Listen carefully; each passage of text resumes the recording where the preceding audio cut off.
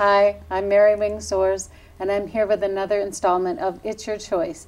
Political season is upon us, and there are going to be 2 items on our ballot this year for teacher contracts and also allied health contracts.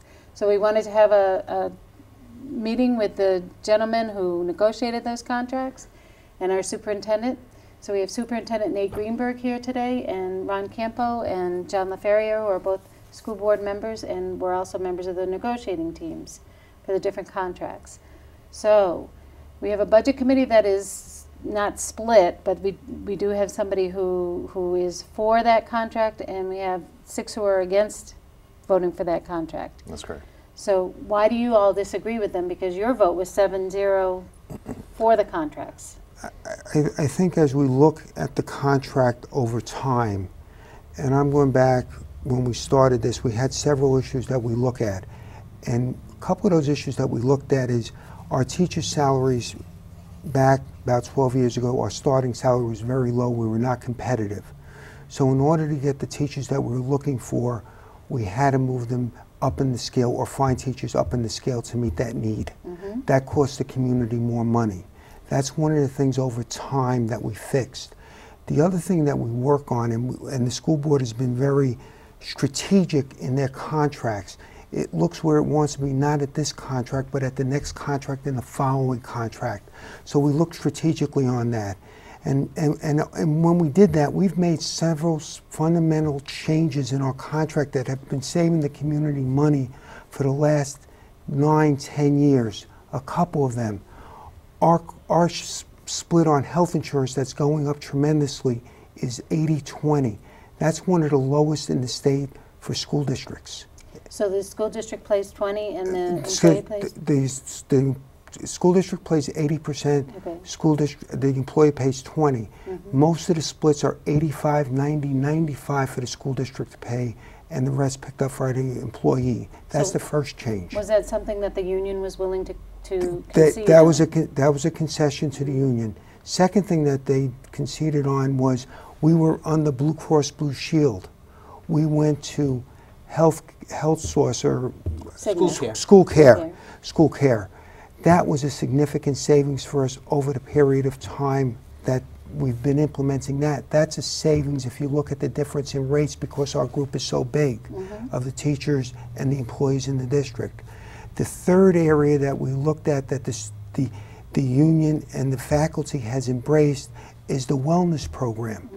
Over the last 3 years, I believe our rates is 0.10% increases in the rates to this district.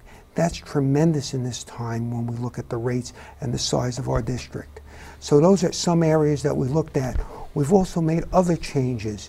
We reduced the number of sick days from 15 to 10 for employees that were in the district greater than 5 years. So we have made significant changes, and those are the changes we looked at over time. So we set up this negotiation for the next negotiation. One of the items in this contract is on the Bachelor 30. Anyone that reaches the top of the scale cannot get any more cost of living increases. We put that in place, but that's going to set up the next phase of our negotiations. So we're looking ahead strategically to try to make changes and look at the cost savings. 2 years ago, with the last contract, we put in the spiking clause that was a big issue there. We took care of that in all our contracts 3 years ago. Okay, well, what does the spiking clause mean? Spiking means that the existing employees could add all their sick time, all the retirement funds, all the benefits that they have from time into their salary, and that would raise their retirement pay. If that went over 125 over the last 3 years, the district would be forced to pay a lump sum money to the retirement fund to fund that over the life of their life that they were drawing from the retirement fund. We had put that in our contract that we would not entertain a spiking, and the union agreed to that. So we would level that out over a couple-year period, but we would never hit a spiking that the district would have to pay money. We put that in 3 years ago. So we've been looking at what the legislature is putting on the table, and we've been going forward on that just to make sure that we were ahead of it and try to look at it. We also, in this contract, we looked at maybe we want to go for a 1-year contract. We spoke about that with the negotiating team, but our past experience, if we went through fact-finding, basically would have gave the teachers a full step this year, and that's what the voters would have had a choice to vote on. This contract here gives the teachers a half a step. So we think we were strategic in looking at that. So we discussed those items, and Wasn't there a time when the teachers also they got steps and they also got cost of living? Yes, at one point in time, way back, and we're going back 12, 13 years, 14 years ago, they used to get the step rate increase, and they used to get a cost of living, and used to have to do that because the bottom salary was so low, it was not competitive. Once you bump up the bottom salary with a 3% to try to get it where it is, to get it up to a point that's competitive, it just multiplies through the whole scale. So we have set ourselves up that we are not in that position anymore to do that increase into the scales, the cost of living into the scales. We have not done that for the last 3 contracts. Okay. So in essence, some people, there are no double increases. So in some districts, it's claimed that teachers or public employees get a double increase. They get the step plus an increase. In this case, there's no double increases, and in fact, as Ron had mentioned, in the contract, which is a 3-year proposal, teachers only move up 2 steps in 3 years, because it's a half a step, and then a full step. And it's just the steps. It's not an increase on top of the steps. Okay. So what do we say to the budget committee when they say nobody deserves a raise this year? The economy is terrible. We should not be talking about raises. We should just be talking about level funding everything. I think when you look at this as a strategic look, our business of educating children is putting a teacher in front of the classroom. We want to put a teacher in front of that classroom to educate our children so they can succeed in life. Our teachers are very well qualified. I think they're doing a job. They are looking out. I'm looking at if we don't give the raises and we don't do a minimal type of raise, is that we may be setting ourselves up in the future to have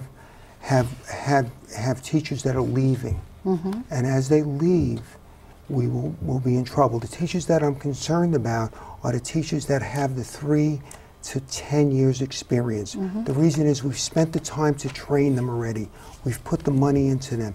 If they're taken by other districts, we're going to leave a void in that situation. We know we have a senior staff. As those teachers are retiring, okay, we're going to have to fill those positions. If I have those 3 to 11-year teachers in the position, I can hire at the lower end of the scale because I have the diversity in the teaching ranks to cover it and make it work.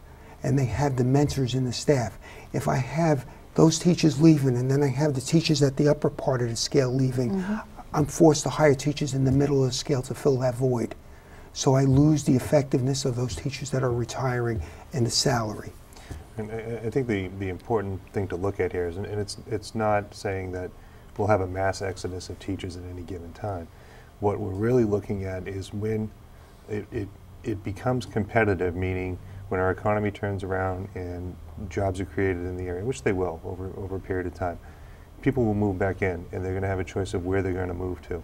And we have a very competitive district area. So we have Londonderry, Bedford, Windham. They've all put high schools up recently. In Salem. So in Salem, exactly. So when it comes time to start filling the need for teachers, they're going to come looking. And if we're not in a position where we've treated our teachers well during that period, there's a possibility that we may lose them. And they will go to other districts. And quite honestly, as Ron pointed out, we'll have that void, which we really don't want to have at this point. Right. I think the hardest thing for a businessman is to hire somebody, train them, and then have them leave and go someplace else Yeah. because they can get a better deal. So in the private sector, you know, the numbers I've always heard is it costs double to hire someone that has left. You know, and I'm not too sure if those numbers hold true in education, but you know, as we point out, we have to bring someone in, we have to train them up, we have to go through all those processes, and there's always a lost productivity, meaning, you know, the teacher needs to get acclimated to the district and his or her environment. So I think you can equate the numbers pretty similarly. So is there anything else you wanted to say about the contracts? We have the Allied contract as well, the Allied Health contract. Right. And it's a similar contract in that is it the half-step? I personally did not negotiate that contract. The contract is the step. It's the 3 steps in the contract on that, and 2, 2.25, 2.5 over the 3-year period. One of the areas that this contract was a little bit different is these people cover the occupational therapist, speech and language, and physical therapy. Those are the major areas. Those are critical shortage areas, and we're concerned there. Is the fact is there's a limited supply of those skills in the workplace. When we have to go out and hire those skills, the rates are in excess of $100 an hour. And you know, I know from personal experience, I have a niece that was working in the school district out in Londonderry, and she was working there. She went to get her speech and language. You need a master's in that. And when she wants to come back to the schools, it wasn't profitable to come back to the schools. She couldn't afford to, so she went to work in a hospital. So those people tend to do it. They're paying more. It's very competitive on that. It's a very competitive area, and that this contract, I will say it's a cost savings, because replacing those hours as these people leave will cost the district more on a per hour basis or contracted basis. Well, I think just as important as that group of teachers who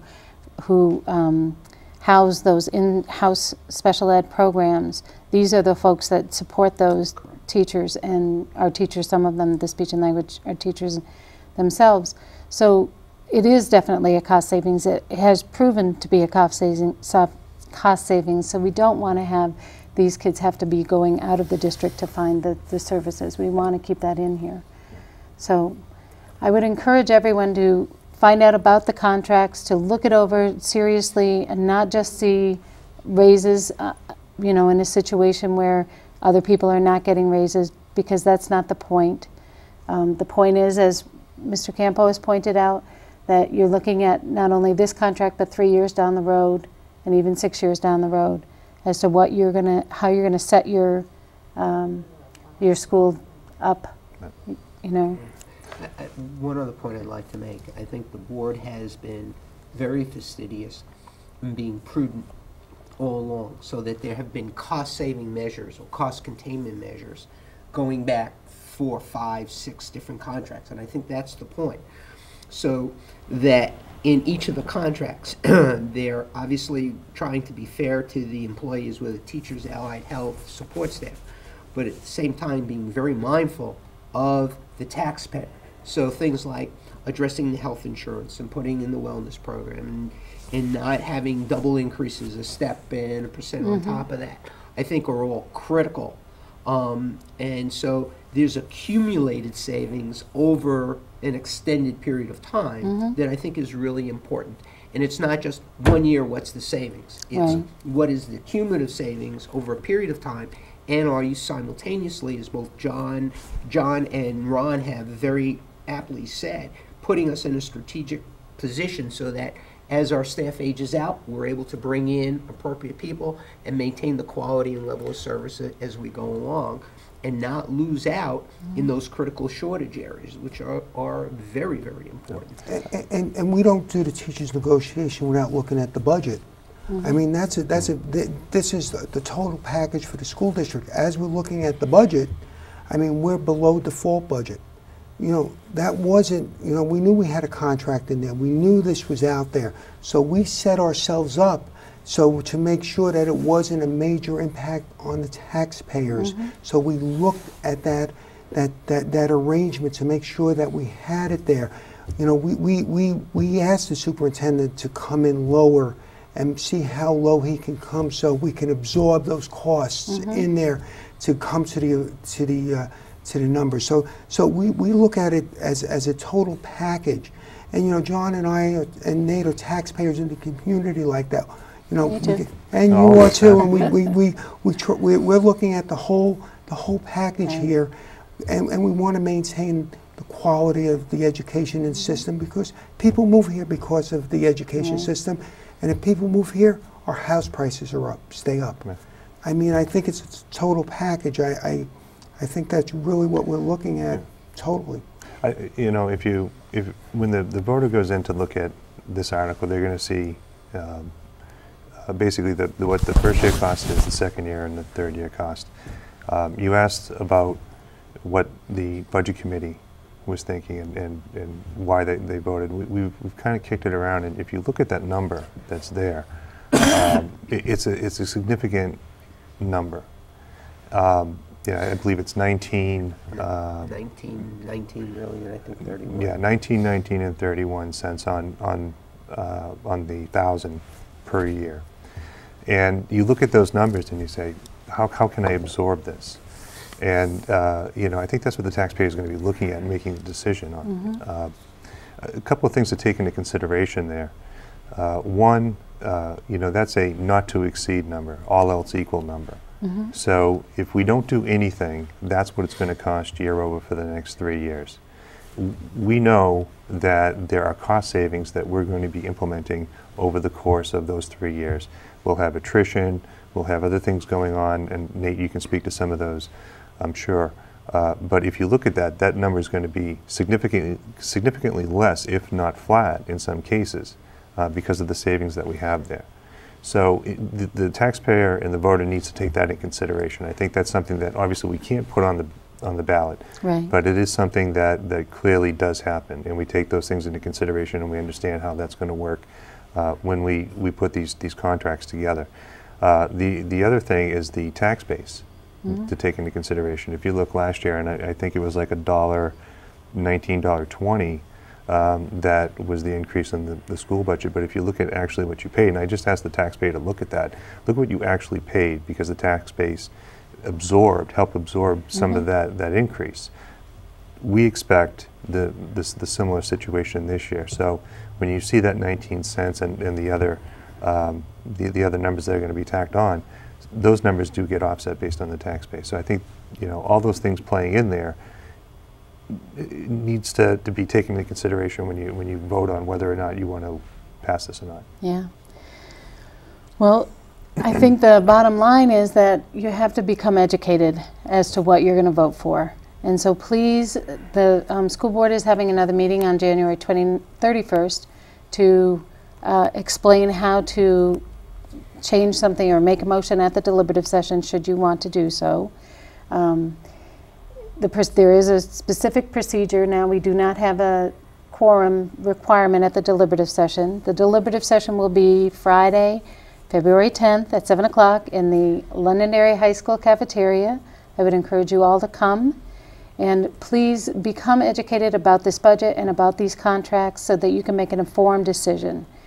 And thank you very much, gentlemen, for being here. I appreciate it. Thank you. Thank you very much. And I'm Mary Wing Soares, and this has been It's Your Choice.